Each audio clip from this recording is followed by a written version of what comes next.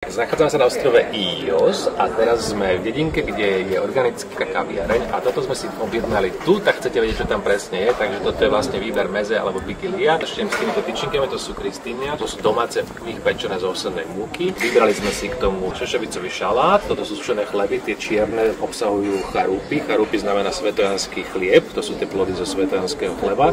Dva druhy syra, jeden z nich je graviera, druhý si žiaľ nepamätám, ktorý povedal, obidva sú lokálne priamo z ostrova. Toto zelené je paradoxne zemiakový šalát. Pýtal som sa, prečo je zelený. Je tam vlastne petržlenová vňať a niečo, čo mi nechcú prezradiť.